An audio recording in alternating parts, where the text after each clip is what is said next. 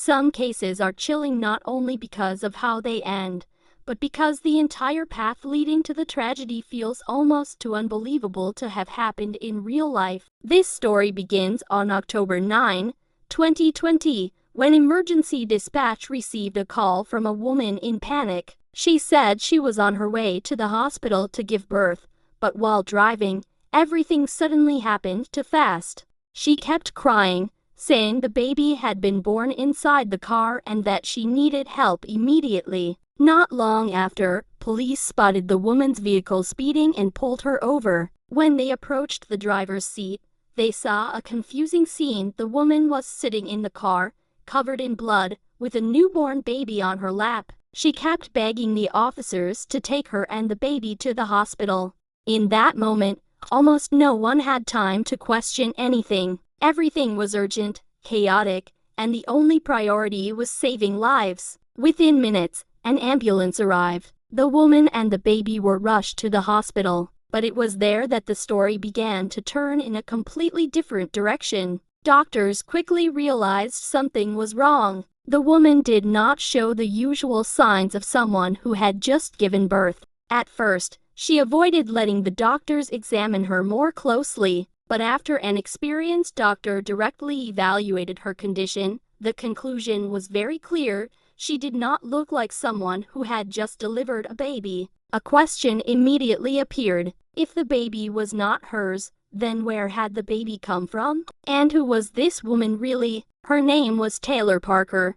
To understand the whole story, we have to go back to late 2019 in New Boston, a small town in Texas with only a few thousand residents. At that time, Taylor Parker had just gone through a failed marriage and was trying to rebuild her life. During a horse riding event in Texas, Taylor met Wade Griffin, a kind, hardworking man who was deeply connected to rural life. Taylor was the one who approached him first. She asked Wade whether he was single, and from there, the two began talking more often. In Wade's eyes, Taylor was charming, cheerful, and full of energy. She knew how to make people feel cared for. She appeared at the right time, said the right things, and always gave the impression that she truly wanted to build a serious future. Taylor quickly became part of Wade's life. She often talked about marriage, a shared home, a large ranch, children, and a peaceful life together. She described every plan in such detail that it felt as if that future had already been prepared long ago. Most importantly, Taylor always portrayed herself as someone who loved children deeply. She said that becoming a mother was the most important thing in her life. Whenever she talked about babies, she sounded excited and emotional. That image made Wade and many people around him believe that Taylor was truly waiting for a happy family. But from the very beginning, the lies had already started. Taylor said her grandmother had left behind a large inheritance. She claimed that one day, that money would belong to her, and when it did, she and Wade could buy land, build a home, raise horses, and live the life they had always dreamed of. Wade was not the only one who believed her. Many people around them believed the story too, because Taylor told everything with absolute confidence. She never seemed nervous or uncertain. She spoke about the inheritance as if it was only a matter of time. Then Taylor created another story. She said her own mother was controlling the family's assets and trying to stop her from being with Wade. In Taylor's version, her mother became someone who always caused trouble and tried to ruin her daughter's happiness. This made Wade feel even more protective of Taylor. He believed she was being pressured by her family. And when anonymous messages and emails began appearing, attacking Taylor, many people became even more convinced that Taylor's mother was behind it. But the truth, revealed later, showed that things were not that simple. When people from Taylor's past began looking back, they discovered something disturbing. Many of the stories she had told were not true at all. Some tragedies she claimed as her own seemed to have been taken from other people's lives and turned into her personal story. Taylor was very good at creating the image of a wounded woman, someone who had suffered deeply but was still strong, kind, and desperate to be loved. That image helped her gain sympathy from the people around her. After leaving her old job, Taylor began working as a photographer. She photographed events like weddings, birthdays, graduations, and important life moments for other people. Among her clients was a woman named Reagan Hancock. Reagan had hired Taylor to photograph her wedding. After that event, Taylor was no longer just a photographer. She gradually became a friend in Reagan's eyes and in the eyes of Reagan's family. Taylor was friendly, open, easy to talk to, and good at making people feel close to her. She appeared in photos, attended gatherings, and slowly became part of Reagan's circle. By June 2020, Taylor was regularly posting pregnancy photos on social media. She worked hard to build the image of an expecting mother waiting excitedly for her baby to arrive. But at the same time, some people began noticing strange details. In some later photos, Taylor's belly looked smaller than it had in earlier ones. The size of her pregnant belly did not seem to change naturally. Not only that, Taylor always refused to let Wade or any relatives go with her to prenatal appointments. Whenever someone asked to come along, she always had a reason to say no. Sometimes the appointment was rescheduled. Sometimes the doctor supposedly had an emergency. But Taylor also knew how to erase suspicion with clever actions. She would take people's hands, place them on her belly, and say the baby was moving. And because the people around her wanted to believe in something good, they chose to believe her. By August 2020, as the due date Taylor had announced was getting close, she and Wade took a Western-style maternity photo shoot. Taylor looked radiant, confident, and happy. But right after those photos, the secret she had been hiding for months began to crack. An old friend of Taylor, someone who knew that she had once undergone a surgery that made pregnancy impossible for her, finally decided to speak up. The information shocked many people. Details that had once been ignored suddenly began connecting in a frightening way. Facing the risk of being exposed, Taylor did not admit the truth. Instead, she searched for someone who could still believe her, someone close enough for her to approach, but trusting enough not to question her. That person was Reagan Hancock, and sadly, Reagan was also pregnant at the time. In Reagan's eyes, Taylor was not dangerous. She was simply a friend under too much pressure, a woman being doubted, rejected, and in need of someone to listen. Because of that, Reagan opened her heart to Taylor. She believed Taylor's story. She believed her friend was being misunderstood, and she believed her kindness could help Taylor through a difficult time. But Reagan did not know that her trust had placed her at the center of a terrifying plan. As rumors that Taylor could not be pregnant continued to spread, the people around Wade became more worried than ever. They thought that sooner or later, Taylor would have to admit the truth, or at the very least, she would find some excuse to end the fake pregnancy story. But Taylor did not do that. She kept denying everything. She told Wade that people were trying to destroy her happiness. She insisted that the rumors had been created by her own mother to make her lose everything.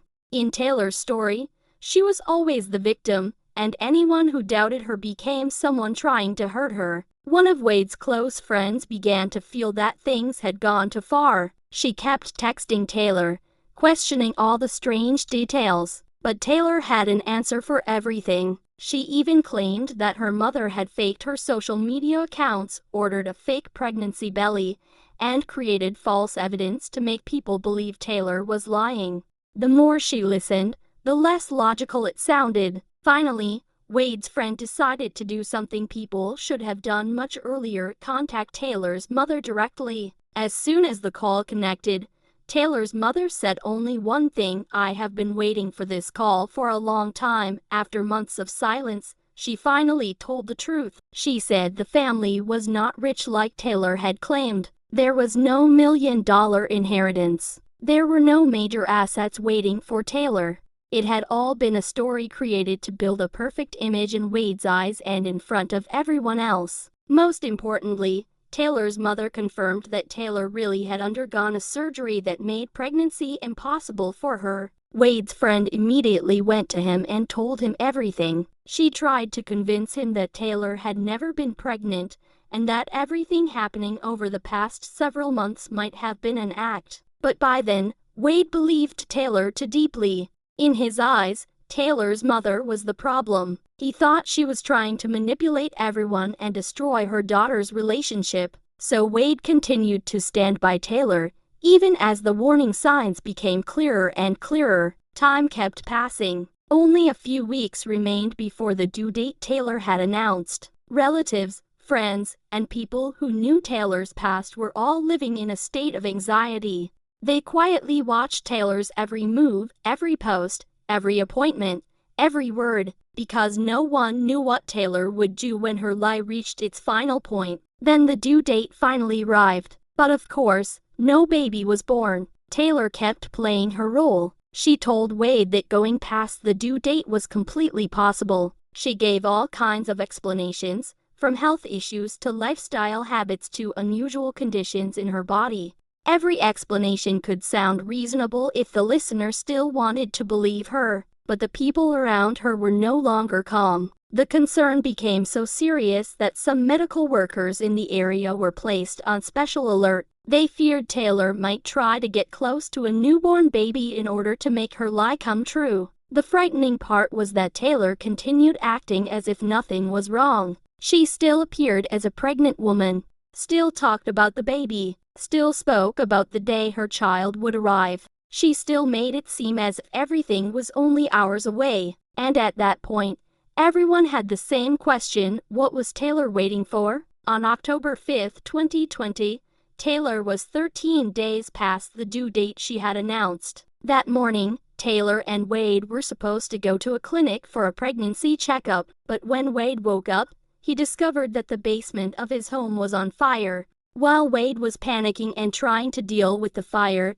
Taylor appeared and said they could no longer go to the hospital. She said there was news online about a threat against the hospital, causing the appointment to be canceled for safety reasons. But later, the truth became clear: Taylor herself had created that threat. By this point, Wade's mother could no longer stay silent. She confronted her son and asked how long he was going to keep believing Taylor when all the warning signs were right in front of him. And for the first time in months, Wade began facing the truth. He returned home and spoke to Taylor directly. He told her that everything had gone too far. The lies, the repeated excuses, and the strange events could not continue. That was when Wade saw a completely different side of Taylor. She became furious. She said she was tired of Wade's family, tired of them never believing her, and tired of them never supporting the relationship. Then Taylor said something Wade would never forget: she would prove everyone wrong. She would bring home a newborn baby. After that argument, Taylor still acted normal. There was no obvious change in her behavior. There was no sign that a terrifying plan was now extremely close. On October 7, 2020, Taylor met Reagan. The two sat together at a cafe, talking like close friends. One day later, Taylor visited Reagan again. In Reagan's eyes, Taylor was still a friend who needed compassion. She did not refuse those meetings. She had no idea that her kindness was being used against her. In the early morning of October 9, 2020, Wade woke up early. The night before, he had received a message from a familiar customer asking him to deliver pigs that morning. According to the plan, Taylor was supposed to go with Wade, and afterward, they would go to the clinic. But when Wade woke Taylor up, she said she was not feeling well. She told him to go make the delivery alone first, and then they would meet at the clinic later. Wade did not suspect anything. He drove to the meeting point, but when he arrived, the customer was completely confused. The man said he had never ordered any pigs. Wade showed him the message to confirm it, but the customer immediately said that was not his phone number. Only later did everyone understand what had happened. Taylor had used a different phone number to pretend to be that customer. She created the fake appointment to send Wade away from home that morning. She needed time, and she needed to be alone. That same morning, Reagan's mother was at work when she received a call from her son-in-law. His voice was full of worry. He said he had received a few messages from Reagan, but the way they were written felt strange. It did not sound like the way his wife usually texted. He had called Reagan back, but no one answered. Reagan's mother called too, but the phone only rang. Then she called Reagan's workplace and received an answer that made her bad feeling grow stronger. Reagan had not come to work. Without waiting any longer, she immediately drove to her daughter's house. From a distance, she saw that the garage door was open. It was a small detail, but for a mother, it was enough to make her heart sink. She knew that door was usually closed. She entered the house with growing fear. Then she saw unusual marks on the floor. She kept trying to calm herself, thinking it might just be a small accident, that Reagan might still be okay, that maybe things were not as serious as she feared. But the farther she walked inside, the more she realized the worst had happened. Reagan was found inside the home, with no signs of life. In that moment,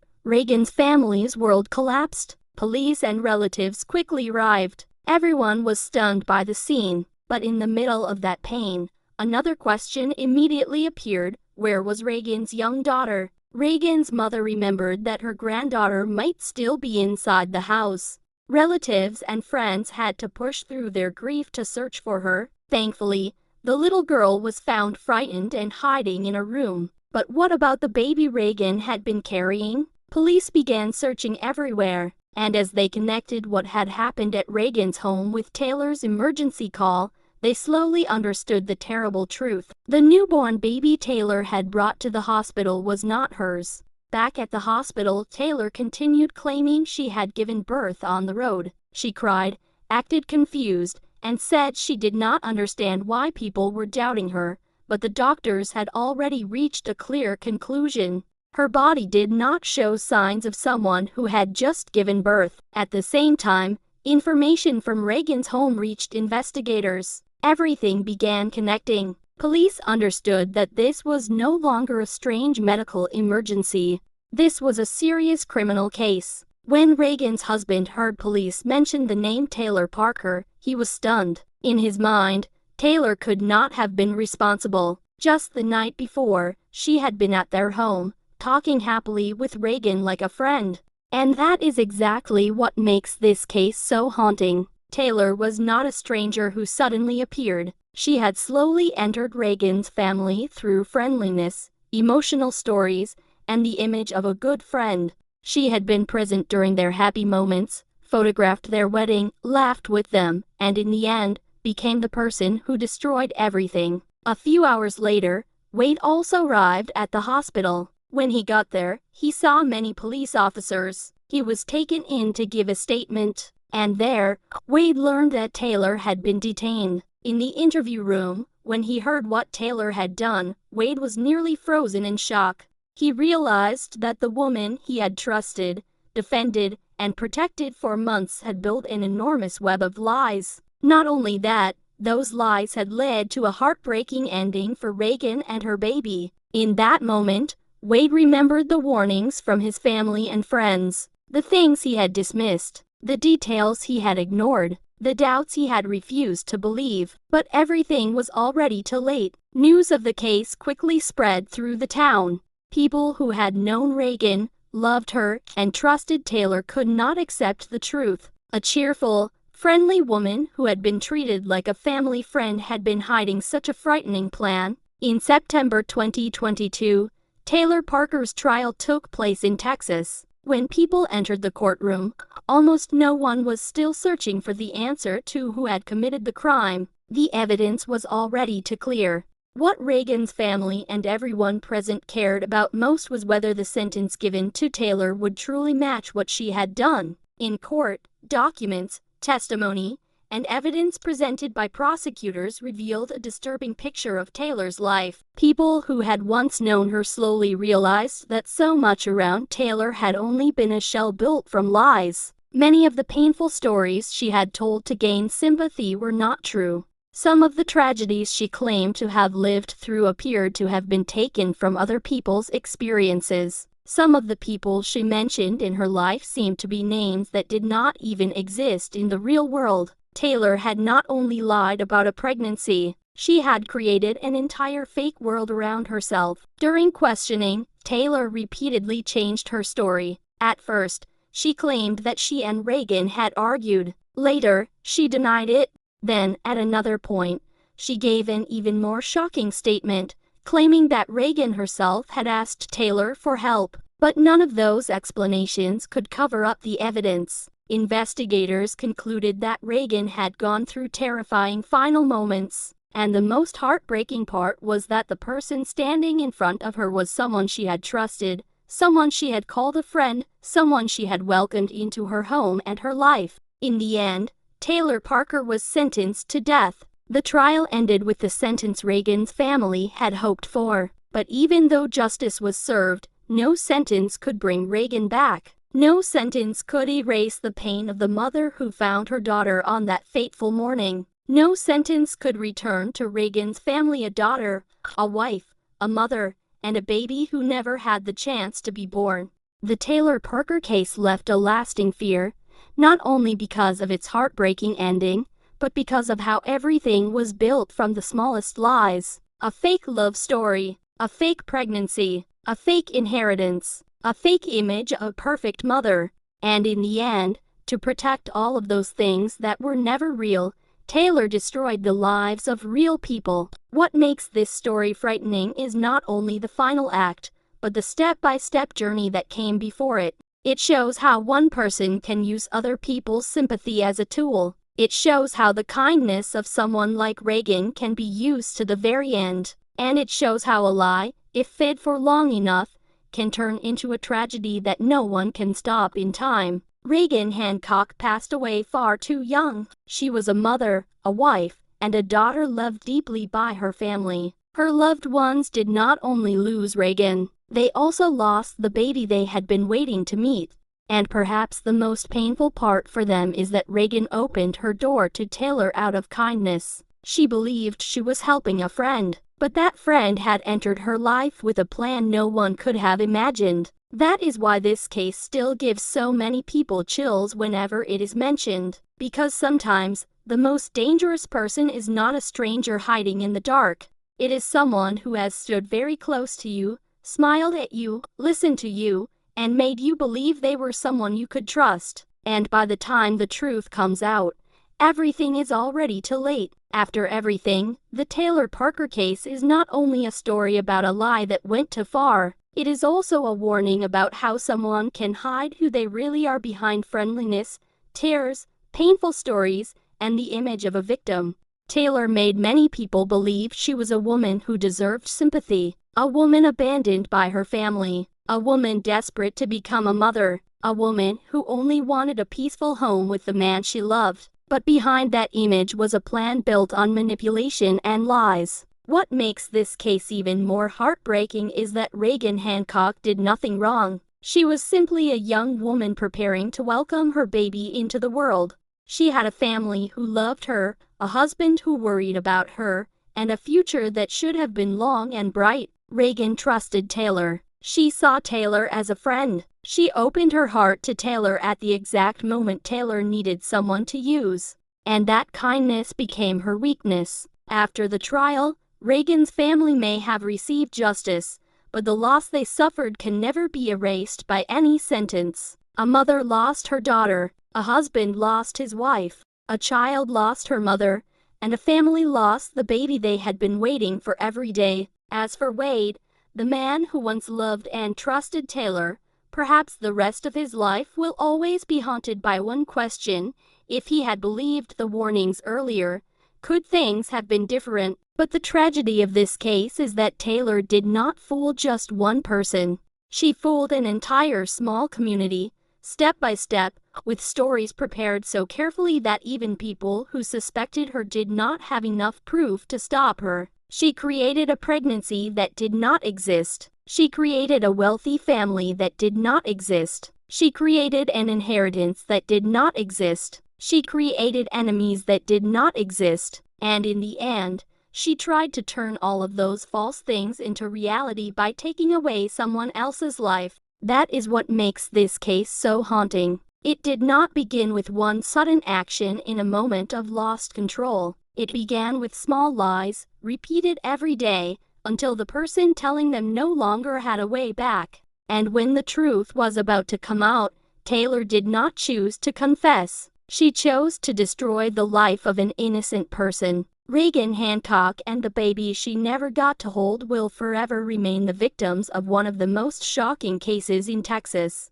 A case that frightens people not only because of its cruelty, but because of how it was hidden behind friendship, sympathy, and trust. Sometimes, the scariest person is not a stranger appearing from the darkness. It is someone who has already walked into your home, sat at your table, laughed with you, listened to you, and made you believe they were your friend, until everything was already too late. What makes this case even more disturbing is that there were warning signs everywhere. The changing pregnancy photos, the canceled appointments, the excuses, the stories that always shifted whenever someone asked too many questions. But each sign, by itself, was easy to explain away. That is how manipulation often works. It does not always arrive as one giant lie. Sometimes, it is built from many small lies, each one designed to sound reasonable enough for people to ignore the last one, and by the time the pattern becomes clear, the damage has already been done. Taylor seemed to understand exactly what people wanted to believe. Wade wanted to believe he had found love. Reagan wanted to believe she was helping a friend. The families wanted to believe a baby was coming, and Taylor used those hopes to keep the story alive. For months, she did not only pretend to be pregnant, she built an entire emotional world around that pregnancy. She gave people roles in the baby's future. She made them imagine themselves as grandparents, relatives, protectors, and witnesses to a happy ending that never existed. That is why so many people kept holding on. They were not only believing Taylor, they were believing in the future she had described to them. And once people become emotionally attached to a future, it becomes much harder for them to accept that it was never real. The saddest part is that Reagan's kindness was completely genuine. She was not careless. She was not looking for danger. She was simply doing what many good people would do. She listened. She comforted. She opened her home to someone she believed was hurting. And that is what makes the case so painful to think about. Reagan's compassion was not a mistake. The mistake belonged entirely to the person who chose to take advantage of it. Trust is not weakness. Kindness is not weakness. But in the wrong hands, both can be exploited. Wade's role in this story is also tragic in a different way. He was not the person who created the lies, but he was pulled into them so deeply that he could no longer see the truth clearly. Every warning sounded like an attack. Every doubt sounded like betrayal. By the time he began questioning Taylor, the story had already reached a dangerous point, and that is one of the most terrifying lessons from this case. Sometimes, confronting a lie too late can be just as dangerous as believing it for too long.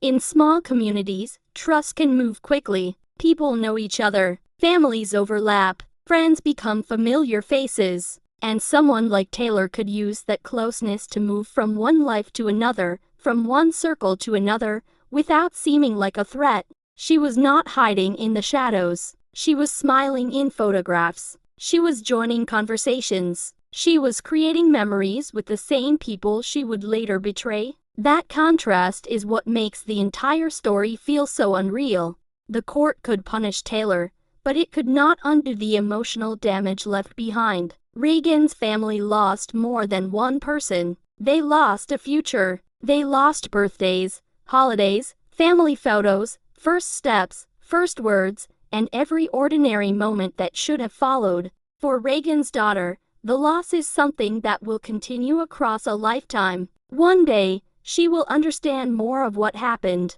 and that truth will not only be a story from the past, it will be part of the way she understands her own life. For Reagan's daughter, the loss is something that will continue across a lifetime. One day, she will understand more of what happened, and that truth will not only be a story from the past, it will be part of the way she understands her own life. For Reagan's mother, the memory of that morning can never fully disappear. A parent should never have to walk into their child's home and discover that something terrible has happened. No sentence, no headline, and no courtroom can erase that kind of pain. And for everyone who followed the case, it remains a reminder that evil does not always arrive looking obvious. Sometimes it arrives with a smile. Sometimes it asks for sympathy. Sometimes it calls itself a friend. And sometimes it is believed, because believing feels easier than doubting. This does not mean people should stop trusting each other. A world without trust would be impossible to live in, but trust should never require us to ignore every warning sign. Compassion should never mean abandoning our instincts when something feels deeply wrong. The Taylor Parker case is horrifying because it shows how far one person was willing to go to protect an illusion. She did not just want people to believe a lie. She wanted the lie to become reality, no matter what it cost someone else. And in the end, the people who paid the price were the ones who had the least reason to suffer. Reagan did not create Taylor's false world. Her baby did not belong to that lie. Yet both became victims of a story they never asked to be part of. That is why this case should not be remembered only for its shocking details. It should also be remembered for Reagan herself, a young mother, a wife, a daughter, a friend, a person who opened her heart to someone she believed needed help. And if there is one final thought to leave with this story, it is this: sometimes the most dangerous lies are not the ones people tell to strangers. They are the ones they tell to the people who love them, trust them, and want more than anything to believe they are telling the truth.